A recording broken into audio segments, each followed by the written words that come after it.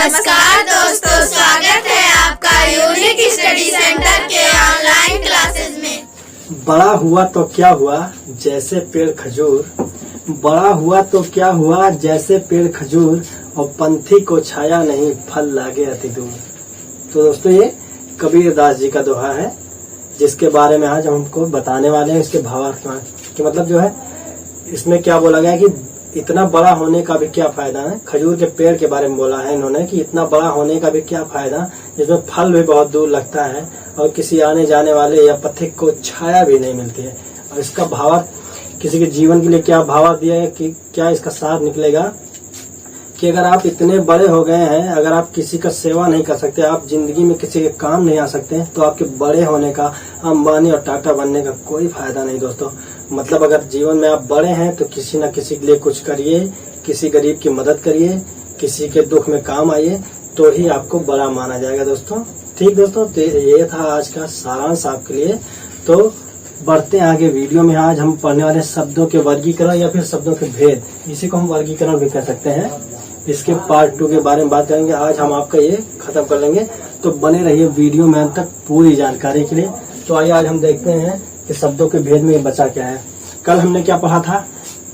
कल हमने पढ़ा था रचना उत्पत्ति के आधार पर, अर्थ के आधार पर, ठीक, इतिहास या स्रोत के आधार पर, और आपका क्या वो हमने अवयव पढ़ा था ना कि विकारी या विकारी, वो हमारा व्याकरण के आधार पर था। तो उसमें से हमने आपका व्याकरण के आधार पर खत्म कर लिया था। संज्ञा सर्वनाम मैंने आपको सब बताया था, विकारी और अविकारी।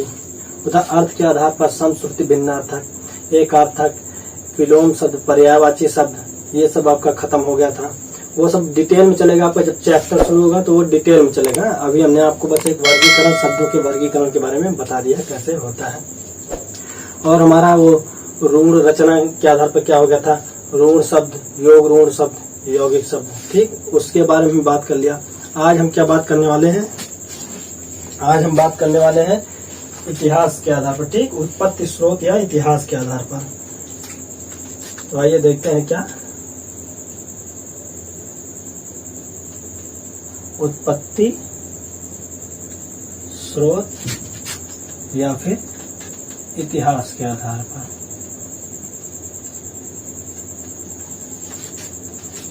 इसमें हमने आपको 5 बताया था, उत्पत्ति, स्रोत या इतिहास के आधार पर। तो इसके जो हमने आपको भेद बताए थे, आपके 5 बताए थे, कौन कौन से थे वो आपके? तत्सम था, तद्भव था, तत्सम, तद्भव, देशज, विदेशज और आपका संकर शब्द। तो इसमें देखिए, यहाँ देखिए हम तत्सम और तद्भव यहाँ केवल जानकारी के लिए पढ़ेंगे, शब्द के भेदों में इनकी जानकारी के लिए पढ़ेंगे। तत्सम होता क्या है, आखिर तद्भव होता क्या है, पूरा डिटेल में हम जब तत्सम और तद्भव का टॉपिक शुरू करेंगे, जब उसका अध्याय शुरू करेंगे, तो वहाँ पूरा डिटेल में तत्सम तद्भव कम से कम आपका 2 लेक्चर बनेगा, ठीक। यहाँ हम केवल इसकी जानकारी लेंगे कि तत्सम होता क्या है, तद्भव होता क्या है। देशज जो अपने देसी शब्द होते हैं, देशज मतलब देश के जन्मे हुए, ठीक, देश से, देश प्लस जा मतलब जन्मे हुए, देश से जो जन्मे हुए, विदेश में जो विदेश से जन्मे हुए। संकर शब्द मतलब जो 2 भाषाओं से मिलकर बने, तो हिंदी अंग्रेजी, हिंदी फारसी, हिंदी उर्दू, तो उसको हम संकर शब्द बोलेंगे, ठीक। तो आइए हम बात करते हैं किसी सबसे पहले तत्सम के बारे में।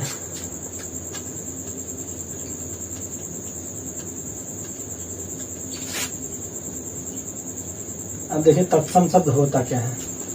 तत्सम को देखिए, अगर आप तोड़ेंगे हम इसको, क्या हो जाएगा? तत् प्लस सम। अब देखिए, तत् मतलब उसी के, सम मतलब समान, ठीक, तत् मतलब उसके और सम मतलब समान। अब किसके समान? तो संस्कृत के समान, ठीक। वो शब्द जो संस्कृत से डायरेक्ट हिंदी में, संस्कृत से ही डायरेक्ट हिंदी में यूज होते हैं, उसे तत्सम, यहाँ पे मतलब डायरेक्ट संस्कृत ही लिख दिया जाता है, ठीक। और तद्भव में क्या होता था? संस्कृत का हिंदी में परिवर्तन करके यूज होता था, उपयोग होता था, ठीक। तो मतलब उसके मतलब किसके? संस्कृत के, संस्कृत के समान, ठीक। तत्सम मतलब क्या होगा? संस्कृत के समान। अब देखिए किताबी परिभाषा क्या दिया हुआ है आपका, किताब के बारे में बात कर लेते हैं। यहाँ पे दिया है तत्सम शब्द दो शब्दों से मिलकर बना होता है। तत् प्लस सम मैंने आपको बता दिया। अब उसको मतलब संस्कृत के समान। हिंदी में अनेक शब्द संस्कृत से सीधे आए हैं, मतलब बताया ना, जो संस्कृत से सीधे हिंदी में उपयोग किया गया है और आज भी उसी रूप का प्रयोग किया। अतः संस्कृत के ऐसे शब्द जो हमें ज्यों के त्यों प्रयोग में मिलते हैं। ठीक, क्या बोला? संस्कृत के ऐसे शब्द जो हमें ज्यों के त्यों यहाँ पे हिंदी में प्रयोग करने के लिए मिलते हैं, उसे हम तत्सम शब्द कहते हैं। ठीक,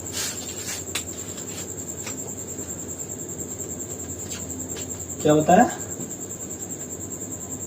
संस्कृत शब्द जो ज्यों के त्यों हिंदी में उपयोग होते हैं, हिंदी में उपयोग होते हैं।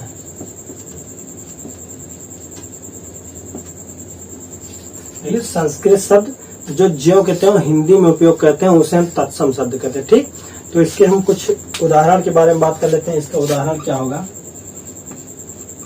जैसे हो गया अग्नि।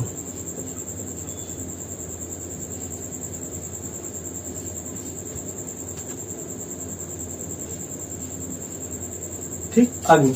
अब अग्नि तत्सम है, लेकिन इसका जब तद्भव हम करेंगे आग हो जाएगा। ठीक, जो हिंदी वर्ड होता है, हिंदी शब्द होता है वो आग होता है। ये संस्कृत शब्द है तत्सम, जिसको हम बोलेंगे वो आपका हो जाएगा अग्नि। और आपका देख लीजिए, वायु हो गया, प्रकाश हो गया, ध्वनि हो गया। ठीक, आपका ये सब हो गया। पुत्र हो गया, सूर्य हो गया।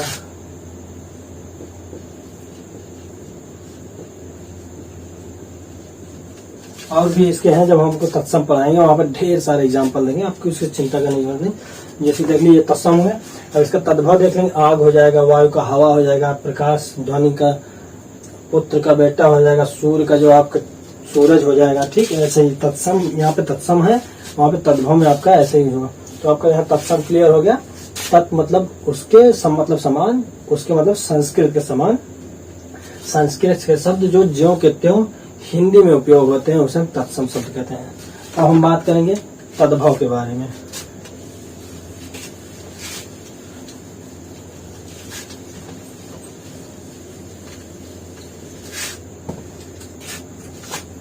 तो तत्सम आपका हो गया। आइए हम देखते हैं तद्भव।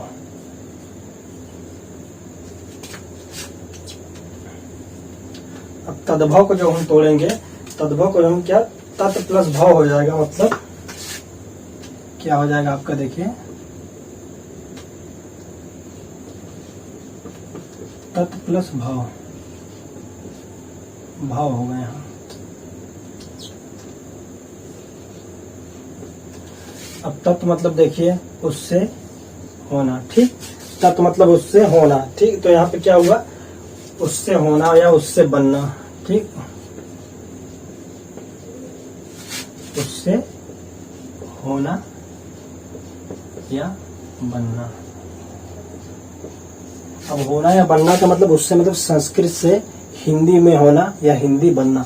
तद्भव का मतलब हुआ उससे होना या उससे बनना, मतलब संस्कृत का जो हिंदी में प्रयोग होता है, लेकिन वो संस्कृत का वहाँ डायरेक्ट प्रयोग होता था, यहाँ पे जो उसका हिंदी रूप प्रयोग होगा। ठीक, तो यहाँ पे देखिए क्या हुआ, इसमें क्या दिया गया आपको किताब से बता दे हैं बात कि हिंदी में अनेक शब्द ऐसे होते हैं जो निकलते तो संस्कृत से हैं, पर प्राकृत अपभ्रंश या पुरानी हिंदी से गुजरने के कारण बहुत बदल गए होते हैं। ठीक, संस्कृत के जो शब्द प्राकृतिक अपभ्रंश पुरानी हिंदी आज से गुजरने के कारण आज भी परिवर्तित रूप में मिलते हैं, उन्हें तद्भव कहते हैं। मतलब जो हमारा काल से हिंदी चला आ रहा है, पाली प्राकृति अपभ्रंश संस्कृति, ये सब उन्हीं से निकल, मतलब संस्कृत पहले आया था, फिर पाली प्राकृत अपभ्रंश, उसके बाद हिंदी आया है ना। तो मतलब संस्कृत से शब्द निकले, लेकिन पाली प्राकृत अपभ्रंश से गुजरने के बाद जो हिंदी में बदल गए हैं वही हमारे तद्भव शब्द कहलाते हैं। तो इसमें क्या, संस्कृत को हिंदी में परिवर्तित, हिंदी में हिंदी का परिवर्तित रूप में प्रयोग, मतलब संस्कृत को हिंदी का परिवर्तित रूप के प्रयोग किया जाता है। संस्कृत जो है उसका हिंदी रूप में परिवर्तन करके प्रयोग किया जाता है, उसको हम क्या कहते हैं, तद्भव कहते हैं। अब इसके एग्जाम्पल में बात कर लेते हैं। एग्जाम्पल क्या होगा, उदाहरण देख लेते हैं।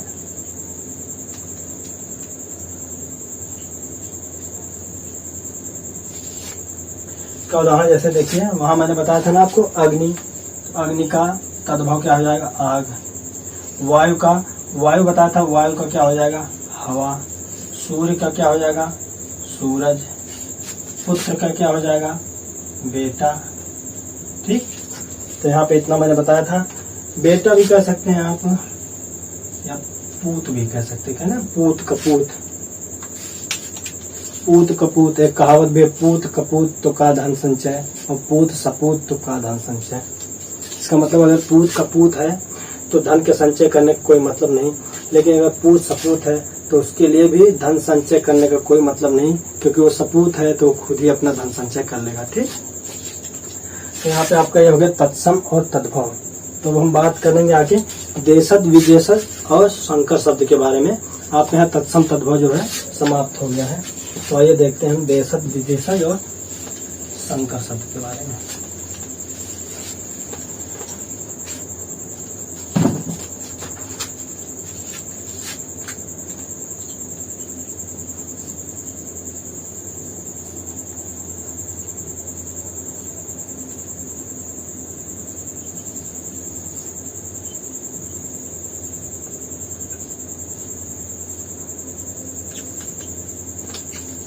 तो यहाँ पे आपका क्या, देशज और विदेशज। देशज मैंने क्या बताया था, देश प्लस जा, मतलब जा मतलब जन्मा, और देश मतलब देश से, अपने ही देश से जन्मा हुआ। ठीक, देश से जन्मा हुआ क्या हो गया, देशज शब्द हो गया। और यहाँ विदेशज में क्या होगा, विदेश प्लस जा, जा का मतलब यहाँ भी जन्मा हुआ। ठीक,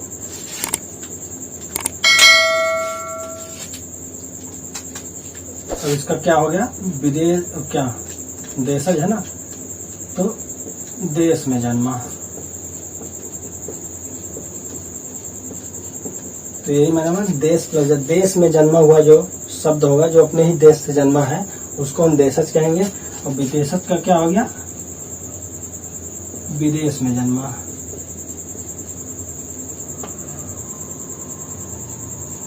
विदेश में जन्मा है, लेकिन इसका उपयोग कहाँ होता है, इसका इसका उपयोग कहाँ होता है, अपने देश में। विदेश से जन्मा लेकिन उपयोग अपने देश में रहा, उसको क्या होंगे, विदेशज शब्द कहेंगे। ठीक, इसको उदाहरण के बारे में बात कर लेते हैं। गांव में देखते होंगे ना, थरिया, लोटा, खटिया, तो ये सब आपका क्या, देश। थरिया, लोटा, गिलास, खटिया, चिम्मच। तो इसका शुद्ध रूप में एकदम देसी रूप जो हमारा यूज होता है, देसी रूप में जो उपयोग होता है, उसे हम देशज शब्द कहते हैं। कैसे, क्या, थरिया हो गया, लोटा हो गया, करैया हो गया, चिम्मच हो गया, कड़ाही हो गया। एकदम गांव की भाषा जो आप जल्दी जल्दी में गांव में बोल देते हैं ना, वो खड़ी बोली नहीं, एकदम गांव की भाषा। थरिया, लोटा, कड़ाही, चिम्मच, खटिया, तख्ता, यही सब होता है ना। अब पगड़ी, लोटा, पगड़ी हो गया, लोटा आपको बता ही दिया। और भी कुछ है, जैसे गड़बड़ हो गया, नहीं गलत हो गया बोलते हैं ना, गड़बड़ हो गया। तो ये सब देखिए एकदम देसी भाषा है, देसी भाषा जो आप एकदम फ्लुएंटली यूज करते हैं, एकदम अपनी भाषा में, बोलचाल की भाषा में। थरिया, लोटा, ये सब आपका देशज सब। अब विदेशज में देख लेते हैं क्या, विदेशज के उदाहरण क्या होंगे।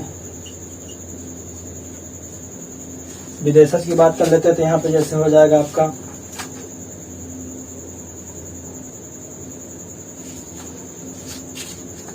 अंग्रेजी शब्द जो होते हैं ना, उसे विदेशज ही कहते हैं। जैसे ऑर्डर हो गया, कंपनी हो गया, ये जैसे किसी को ऑर्डर देते हैं, कोई कंपनी ज्वाइन करते हैं, बोलते हैं ना, तो आप सब आपका। और कौन सा एग्जाम्पल, जैसे ऑफिसर हो गया, अफसर हो गया, लालटेन हो गया, हॉस्पिटल हो गया, कैप्टन हो गया। उर्दू के शब्द जो है, फारसी के शब्द जो है, अंग्रेजी के शब्द, ये सब विदेशज हैं। कौन कौन से?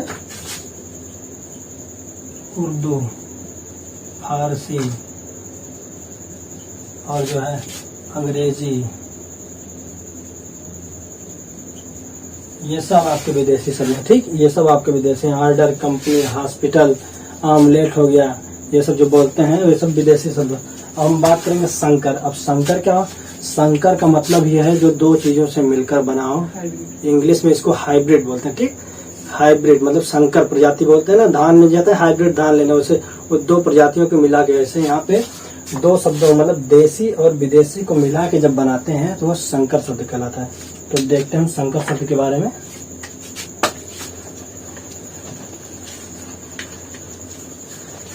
तो आप कहें देसी और विदेशी आपको समझ में आए। देसी वो जो आप एकदम फ्लुएंटली गांव की भाषा में यूज करते हैं, किसी को भी गरिया देते हैं उनको ना, इसको गरिया दे, उसको वो सब देसी यूज होता है। इंग्लिश में तो जानते हैं गाली कौन सी है।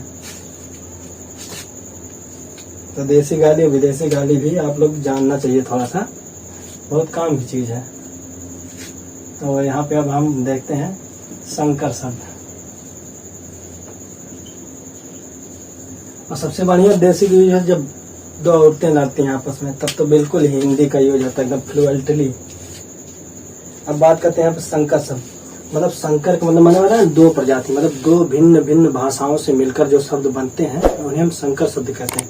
तो जैसे कौन से भिन्न भिन्न भाषा, पहले यहाँ पे देख रहे हैं दो भिन्न भिन्न भाषा,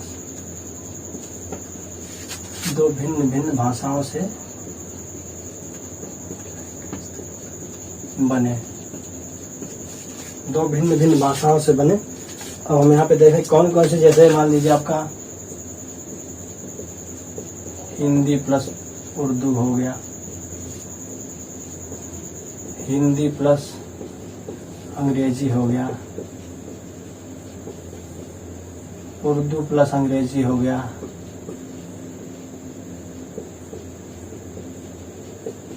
ऐसे हिंदी प्लस फारसी हो गया।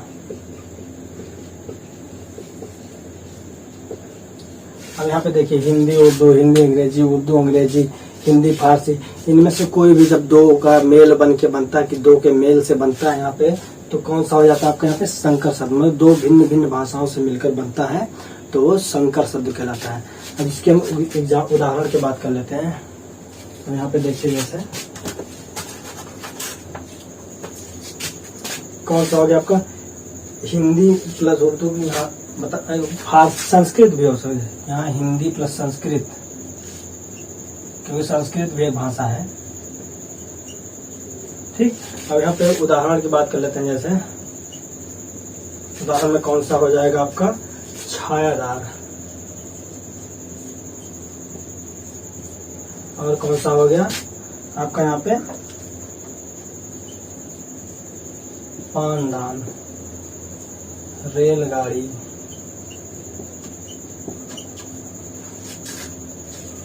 अब देखिए छायादार। ठीक, छाया यहाँ पे क्या हो गया, छाया यहाँ पे संस्कृत हो गया। अब कैसे, अब जब हम आपको तत्सम पढ़ाएंगे, तत्सम तद्भव, तो वहां पे बताएंगे कि ये वाला छा जो आपका तत्सम में आएगा वो छत्री वाला छा किस में आएगा, ये सब बताएंगे आपको। हम शब्दों के से अक्षरों से कैसे पहचान करेंगे कि तत्सम होगा या तद्भव होगा।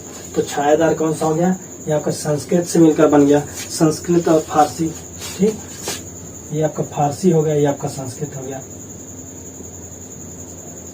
अब देखिए पानदान, पानदान हिंदी और फारसी, पान जो है हिंदी है, दान आपका जो फारसी है, दार है, दान है। ठीक, ये सब फारसी है। और बंद है, ये भी फारसी है। अब देखिए रेलगाड़ी, रेल को आप जानते हैं अंग्रेजी हो जाएगा, और गाड़ी जो है हिंदी हो गया। ये कौन सा, अंग्रेजी और हिंदी, नहीं गाड़ी ये वाला जो है आपका संस्कृत हो जाएगा। ठीक, गाड़ी आपका संस्कृत हो जाएगा, यहाँ पे हिंदी नहीं होगा। तो आपका यहाँ पे कौन सा होगा संकर शब्द, देखिए हिंदी उर्दू, हिंदी फारसी, अंग्रेजी, यहाँ हिंदी फारसी, हिंदी संस्कृत। ठीक, आप यहाँ संकर शब्द जो हो गया दो भिन्न भिन्न भाषाओं से हो गया, और तत्सम हो गया, तद्भव हो गया, आपका देशज हो गया, विदेशज हो गया, और संकर शब्द हो गया। तो आपका यहाँ पे जो है शब्दों का वर्गीकरण या फिर शब्दों के भेद के बारे में बात करते हैं तो पूरा खत्म हो चुका है। आगे हम तत्सम तद्भव जब बात करेंगे तो पूरा डिटेल में बताएंगे आपको कैसे इसकी पहचान करनी है, क्योंकि ये बहुत इंपॉर्टेंट है आपके एग्जाम के लिए कंपटीशन में, तो इनकी हम बात करेंगे।